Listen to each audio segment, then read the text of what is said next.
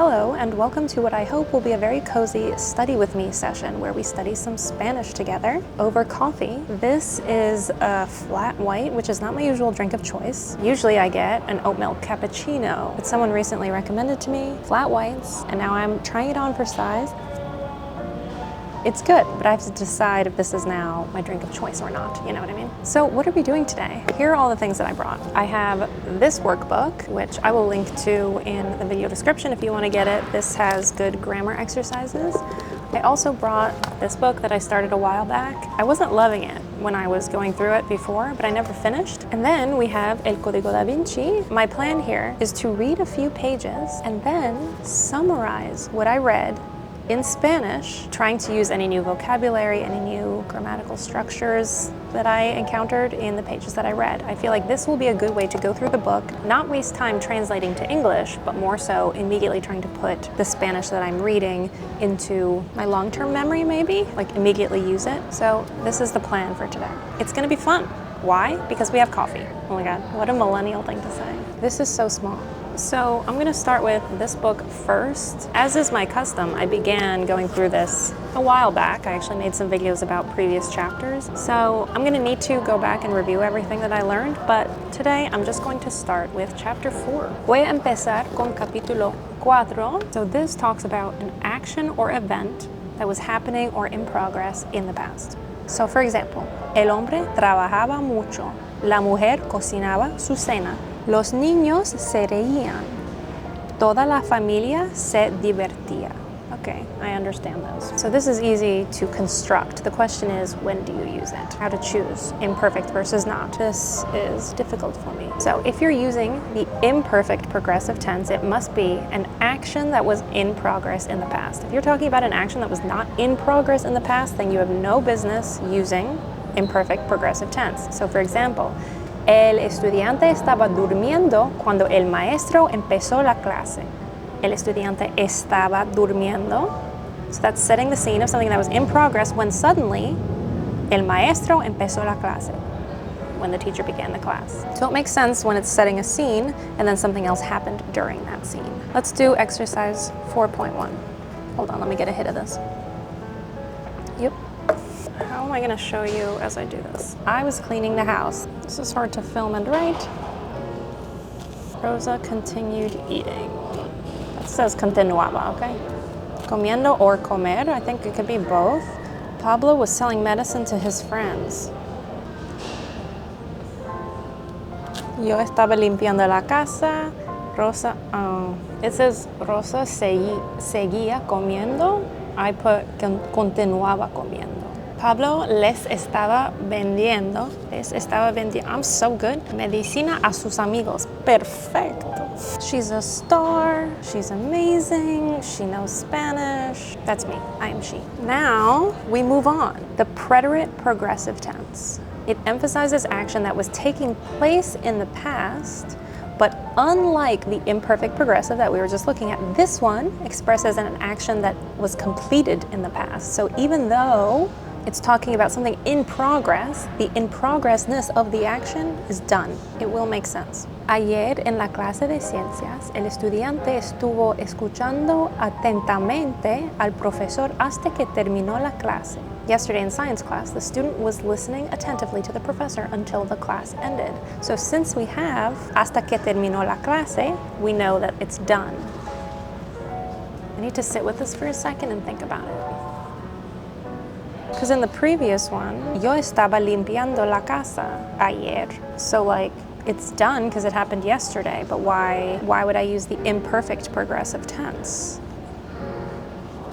Spanish. I'm gonna do exercise 4.8 after another sip of coffee. That is cold. Translate to Spanish. Do you tell the truth to your friends? We tell it to you. Okay. My brain is frozen. Do you tell the truth to your friends? We tell it to you.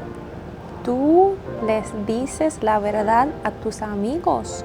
Nosotros te la decimos. Te la decimos. I got the first half right, but we tell it to you has se, but I was using informal, so would it be te la decimos, right? Because like se would be usted. So like, was I right in a way? I don't know. I always write letters to him. I'm writing them to him now. Siempre le escribo cartas a él. I am writing them to him now. Ahora Ahora se los escribo ahora. Get out of here, fly. Siempre le escribo cartas a él. I guess is redundant. Se las. If I had remembered I chose cartas as the word, I would have gotten that right. Ahora se las. This was a silly mistake. I wasn't present as I was writing that, so this counts as me getting it. Irene, or Irene, gives gifts to her son every Christmas. This year, she is going to give them to him on his birthday. Irene le da regalos. There's also regalar as a verb, but I feel like it's wanting. Irene le da regalos a su hijo cada Navidad. Este año se los va a dar en su cumpleaños. Let's see. Irene le da regalos a su hijo cada Navidad. Yep. Este año va a dárselos el día de su cumpleaños. Este año se los va a dar. I feel like I'm still right? There are ways to break that apart. Instead of dárselos, it's se los va a dar. El día de su cumpleaños is the same as en su cumpleaños, right? Maybe. This is good practice. Okay, I think I'm gonna be done with this chapter for now, for the purposes of this video. Let's move on. Now let's jump to Spanish subjunctive, every Spanish learner's favorite. I'm on chapter 3. There's a lot to read, so I'm just gonna read that and I'll get back to you. I've only read the first paragraph and I'm remembering why I don't like this book. I'm gonna put it up on the screen. Feel free to pause and read or try to read this. It just feels so convoluted the way that it's being explained. So instead, I'll probably just watch some YouTube videos on the subjunctive. Let's move on from this and go to El Código da Vinci. Things are heating up. Vamos a leer un poco and then I'll give you a little summary.